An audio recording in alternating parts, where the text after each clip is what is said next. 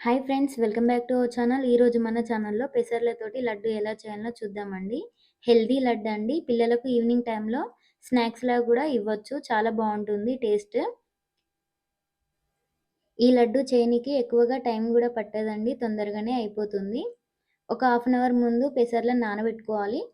Time ఉంటే 1 hour అయినా నానబెట్టుకోవచ్చండి. తర్వాత ఉడికించుకోవాలి పెసర్లని. చూడండి, ఇలా చుంచితే చునిగేంత వరకు ఉడికించుకోండి. తర్వాత ఒక స్ట్రైనర్‌లోకి తీసుకొని వడగట్టుకోవాలి. వాటర్ ఏం లేకుండా వడగట్టుకున్న తర్వాత పూర్తిగా చల్లారేంత వరకు పక్కబెట్టుకోండి. చల్లారిన తర్వాత మిక్సీ జార్‌లోకి వేసుకొని ఒక 2 యాలకులు వేసుకొని మెత్తగా గ్రైండ్ చేసుకోండి.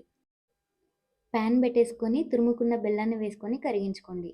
నేను 1.5 పెసర్లు తీసుకున్నాను. దానికి 1 గ్లాసు బెల్లాన్ని తీసుకుంటున్నాను. మనము పెసర్లు ఎన్ని తీసుకుంటే దాంట్లో ముప్పావు కప్పు వరకు బెల్లాన్ని తీసుకుంటే సరిపోతుంది. ఈ బెల్లం అనేది పూర్తిగా కరిగిన తర్వాత ఇందాక గ్రైండ్ చేసి పెట్టుకున్న పెసర్ల ముద్దని ఇందులోకి వేసుకోవాలి. ఈ బెల్లం, పెసర్లు అనేది మంచిగా కలిసేంత వరకు బాగా కలుపుకోవాలి.